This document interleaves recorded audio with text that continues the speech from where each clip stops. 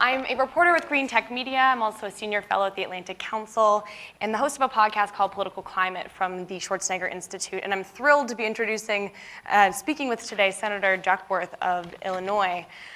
You are a member of the Armed Services Committee, also the Environment and Public Works Committee. You are a member of the Senate Democrats Special Committee on the Climate Crisis and a co-chair of the Environmental Justice Caucus. A long list. I know you're on even more panels than that, committees than that. So given your background in the military and working on national security issues, describe for us the intersection of clean energy and national security and how that conversation is playing in Washington, D.C. So it's really been interesting because the Department of Defense has been trying to get ahead on clean energy, and they're doing it not so much because of concerns about global warming, but they're looking at it from an efficiency and lethality perspective. And this is really where I find that I can have conversations with some of my more conservative colleagues.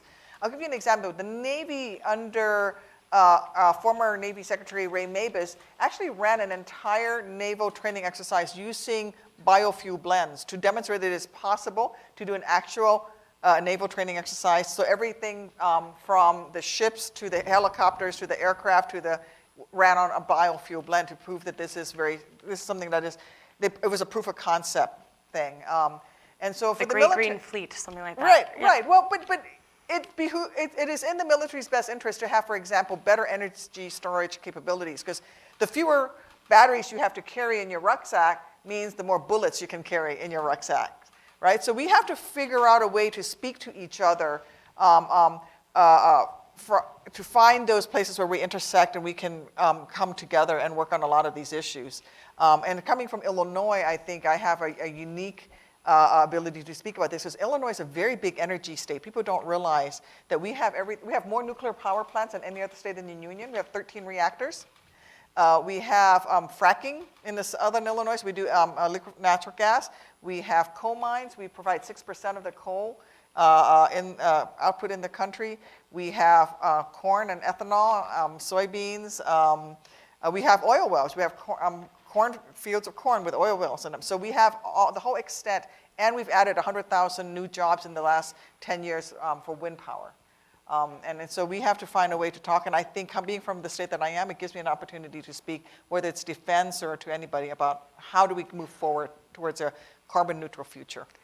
So many things we could get into there. I think to follow up on the national security angle, even now it feels like some of the leading voices in the national security area are not being listened to when it comes to climate change. There was an Arctic Council meeting where generals warned of the impacts of climate change, and the US did not sign on to the Arctic Council sort of treaty that they usually sign every time. Are we becoming so partisan that even our national security threats are becoming divisive? Well, I think this is President Trump. He's the one who decided to pull out the Paris Accord. He is catering to his base. This is his decision, and solely his decision. If you talk to military leaders, they have continually spoken about the fact that whether or not you believe in climate change, whether or not you support a carbon neutral future, the U.S. military is going to be engaged on a global scale more and more frequently in conflicts that have to do with the effects of the climate crisis. If you look at what happened with Boko Haram, they're exploiting in Africa, they're exploiting drought that's caused by climate change in order to further their agenda. And so military leaders have been very clear about the greater engagement of the U.S. military, and that's only going to increase as sea lanes open up in the Arctic, as more drought. But I don't know that this is solely a partisan issue. I think I put this directly at President Trump's feet, because he's the one that is really driving the agenda here. And yeah, I will say at this conference today, we had Representative Gates here talking about the national security issues of climate change and why we need clean energy. Also, GOP strategist Frank Luntz, I know, spoke before the Senate Select Committee on the Climate Crisis, and he talked about using different kinds of words to reach across the aisle, things like cleaner, safer, healthier, and drop sustainability, things like that. Do you find that the conversation is shifting, where you're seeing more people across the aisle engage on this, either at the lawmaker level or even the public?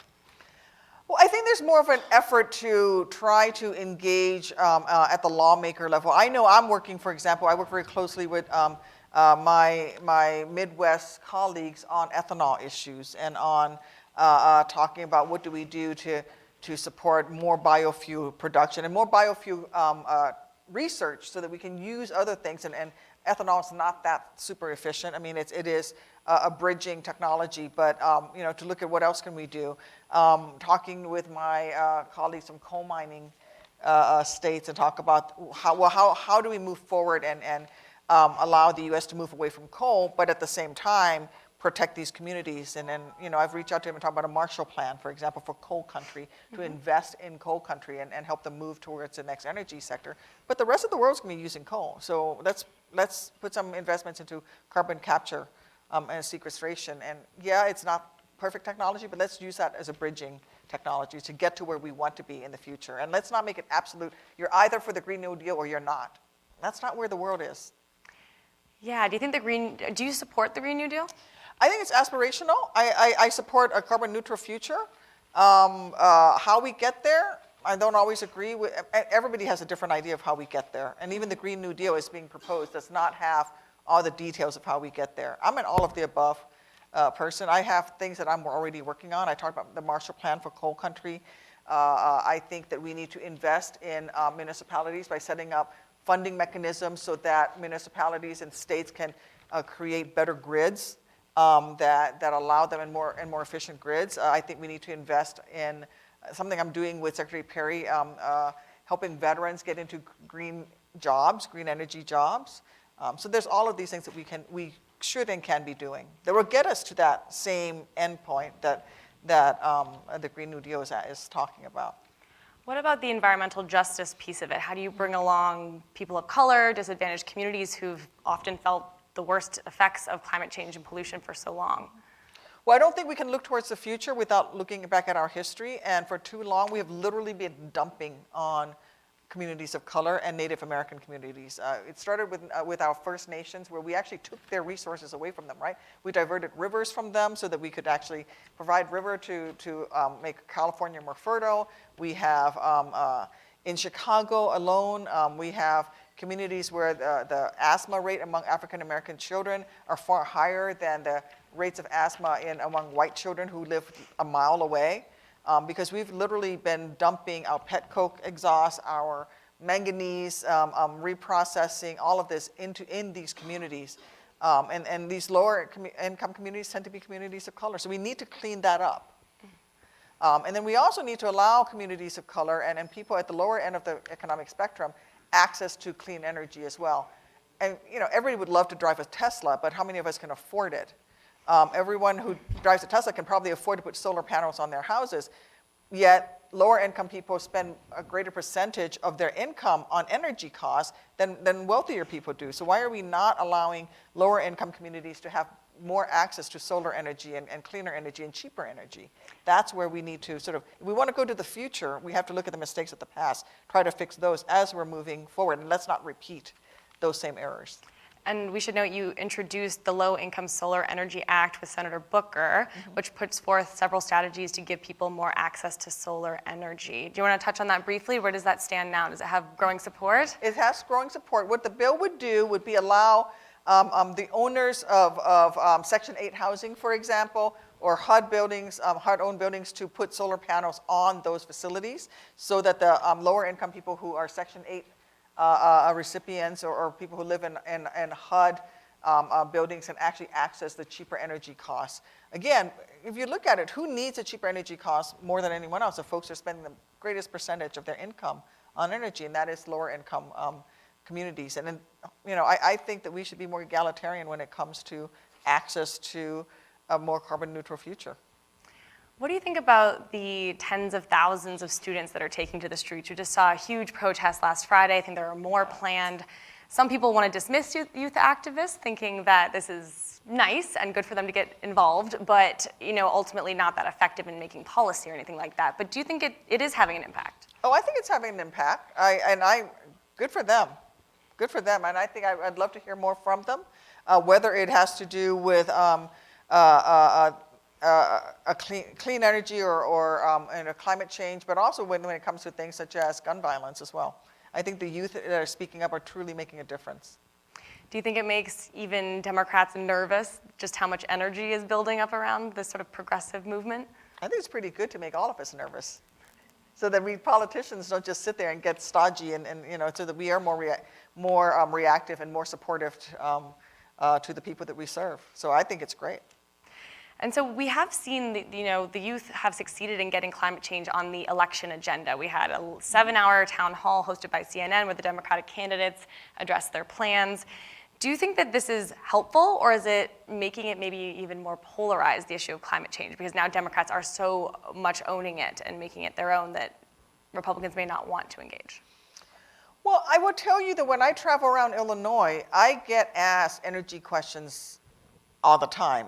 Whether I'm talking to coal miners who say, well, what are you going to do next? And I say, well, let's talk about investing in carbon capture sequestration so that, and let's talk about clean coal. It's not going to be there 20 years from now, but someone is still going to be using coal. So why don't we own that energy, that technology, while we are helping coal country develop the technologies of the future that won't rely on coal? Let's do that Marshall Plan. Let's put those investments into those communities, into those jobs, so that people can move on. I've never talked to a coal miner who didn't say that he would support his grandchildren going into green energy. He just wants to make sure that he gets to retirement.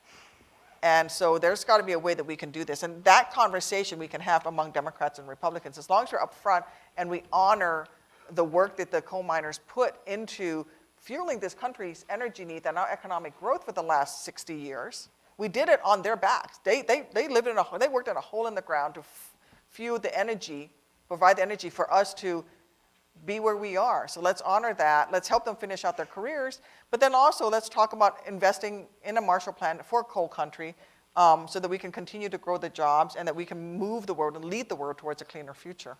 And I do know that there are lawmakers across the aisle who support that kind of action. It just is not getting through Congress. What is the bottleneck here? President Trump.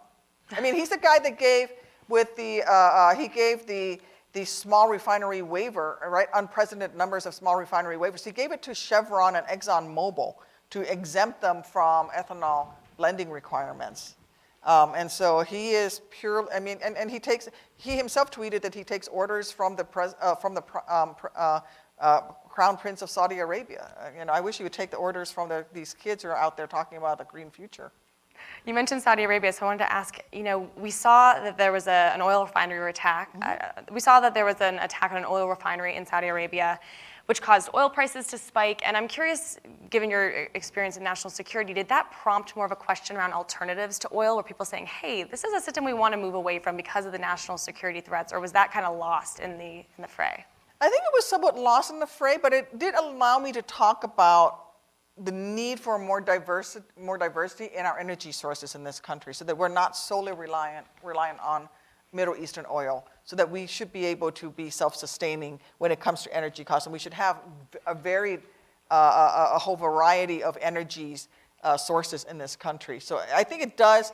Yeah, it got lost in it, but it still is something that I can, when I go back, we're ending session this week, we're back home for home work period for the next 2 weeks. When I go back to Illinois, I can start talking about this and say, look, we actually, blended, if we move towards 20% year-round ethanol, if we move towards more wind power, if we put more solar out there, if we invest in developing more biofuels and greater battery storage capability, maybe we won't be as worried about oil prices for the oil coming out of the Middle East. And so it gives me a talking point.